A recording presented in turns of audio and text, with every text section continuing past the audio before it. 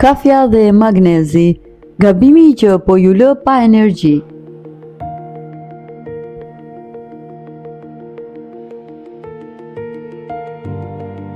A jeni nga ata njerëz që pini kafe në mëngjes për të zgjuar, por pas 2-3 orësh ndjeni edhe më të lodhur se më parë? Por nëse ju thonë se kafja juaj e dashur e mëngjesit mund të jetë duke i vjedhur trupit tuaj një nga mineralet më të rëndësishme. Sot do të flasim për një lidhje të fshehtë që shumë pak e din: kafja dhe magnezi. Nëse keni ngramca muskulore, jeni të lodhur kronikisht ose keni probleme me gjumin, ky kombinim mund të jetë shkaktari. Qëndroni me mua deri në fund për të mësuar se si ta pini kafen pa shkatëruar energjinë tuaj.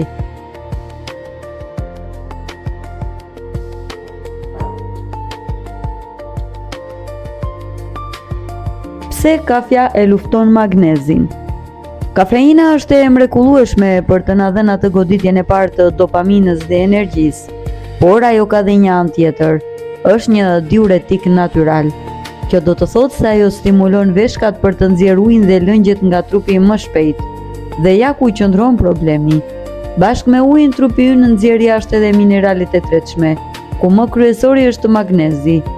Për më tepër, kafeina mund të pegojë përthithjen e magnezit në zor nëse e konsumoni atë me njëherë pas ushqimit. Pra sa më shumë kafe të pini, aq më shumë magnez rrezikon të humbas trupi juaj.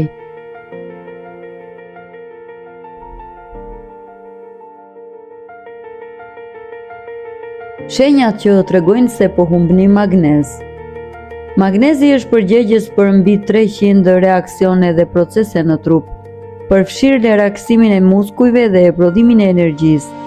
Kur kafja ju pakson këtë mineral, trupi fillon të jap alarm. Kujdes nga këto shenja: ngramcat e muskujve, veçanërisht dridhja e syrit ose ngramcat e pjesa e pulpave të këmbëve gjatë natës, lodhja mendore, brain fog, ndjenja sikur truri nuk po ju punon qartë edhe pasi keni pirë kafe, anksioziteti dhe rrahjet e shpeshta të zemrës. Kafja shton adrenalinën, por pa magnez për ta qetësuar sistemin nervor, ju përfundoni duke u ndier në anks. Si ta zgjidhim këtë? Rregullat e arta. A do të thotë kjo që duhet të hiqni dorë nga kafja? Absolutisht jo. Edhe unë e dua kafen time, por duhet të luajmë me rregulla inteligjente. Rregulli 1-1. Për çdo fixhan kafe që pini, pini me njëherë pasaj një gotë të madhe me ujë për të shmangur dehidratimin.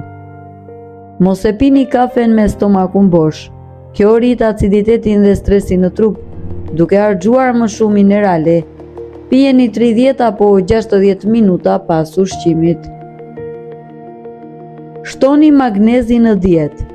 Nëse jeni konsumues të rregullt të kafes, sigurohuni që të hani ushqime të pasura me magnez, si bajame, spinaq, avokado dhe çokoladë zezë, ose flisni me mjekun tuaj për një suplement magnezi.